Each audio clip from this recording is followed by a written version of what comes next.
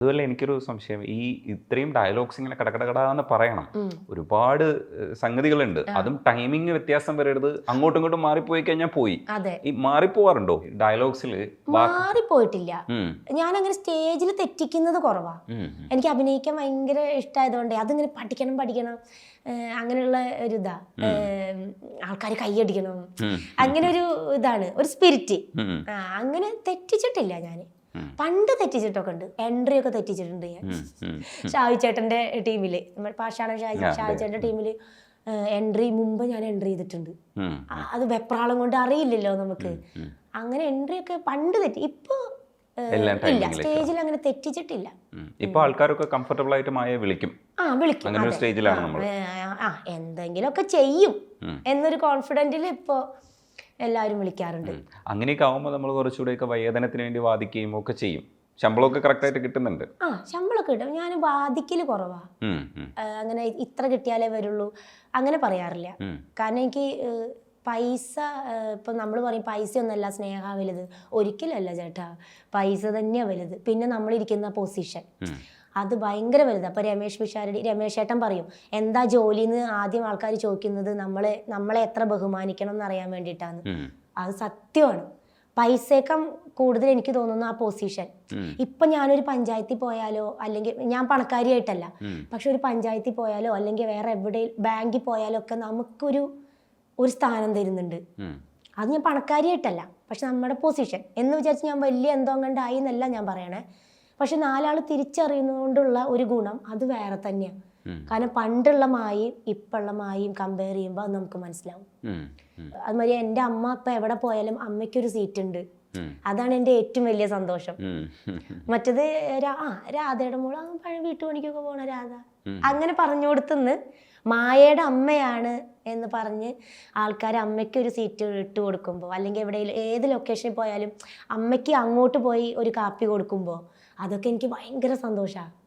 കാരണം വല്ലവരുടെ വീട്ടിൽ നിന്നിട്ട് അവരുടെ ചോറിന് വേണ്ടി അവരുടെ കാപ്പിക്ക് വേണ്ടി നിന്നിരുന്ന ഒരു സമയത്തിൽ നിന്നും അമ്മയ്ക്കായിട്ട് അങ്ങോട്ട് കൊണ്ടു കൊടുക്കുന്ന ഇതിലേക്ക് അമ്മേനെ എനിക്ക് എത്തിക്കാൻ പറ്റി എന്നുള്ളതാണ് എൻ്റെ ഏറ്റവും വലിയ സന്തോഷം.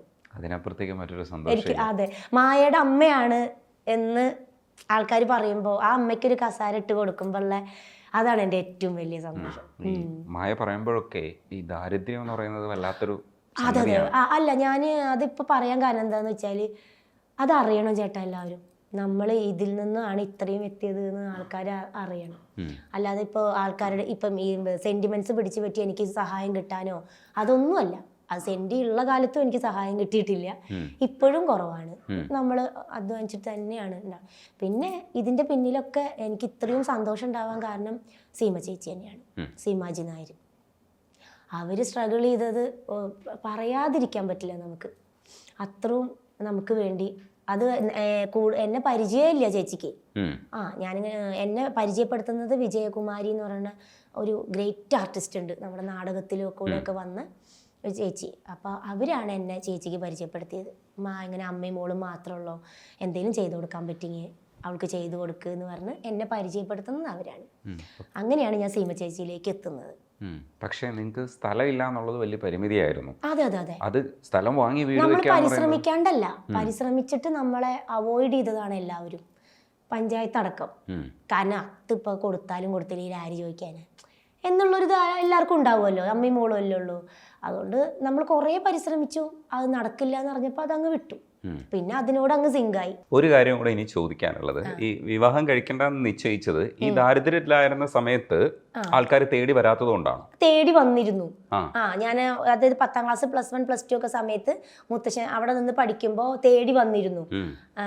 അത് മിക്കവാറും അറിയാത്തവര് അന്വേഷിച്ച് വരുന്ന അറിയാത്തവര് അവരുടെ വിചാരം ഞാൻ ആ വീട്ടുകാർ ഇനിയിപ്പോൾ കല്യാണം കഴിച്ച് കൊടുക്കുമ്പോൾ ആ വീട്ടുകാർ എന്തെങ്കിലും നല്ലപോലെ കല്യാണം കഴിപ്പിച്ച് കൊടുക്കും എന്ന് വിചാരിച്ചിട്ടാണോ എന്നറിയില്ല, നമ്മളെ അന്വേഷിച്ച് വന്നിരുന്നു. ഇഷ്ടം പോലെ വന്നിരുന്നു കേട്ടോ, വരായില്ല. പക്ഷെ അപ്പോഴൊക്കെ പിന്നീട് നമ്മളെക്കുറിച്ച് അറിയുമല്ലോ, വീടില്ല അമ്മ മാത്രമേ ഉള്ളൂ എന്നൊക്കെ പറയുമ്പോൾ എല്ലാവരും പിന്തിരിഞ്ഞു പോയിട്ടുണ്ട്. അതായത് അമ്മ അയ്യോ ഇനി അമ്മ അതൊരു ബാധ്യതയാവോ, മായ കല്യാണം കഴിച്ചു കഴിഞ്ഞാൽ അപ്പം നമുക്കൊന്നുമില്ല, പിന്നെ വീടില്ല എന്നൊക്കെ പറയുമ്പോൾ ആരും ഏറ്റെടുക്കാൻ അങ്ങനെ തയ്യാറല്ലായിരുന്നു. പ്ലസ് അമ്മയും കൂടെ ഉണ്ട് എന്ന് അറിയുമ്പോൾ അവർക്ക് അത് വൻ ഭാരമായിരിക്കും എന്ന് വിചാരിച്ചിട്ട് തിരിച്ചു പോയവരേ ഉള്ളൂ. വന്നിട്ടൊക്കെ ഉണ്ട് കല്യാണം.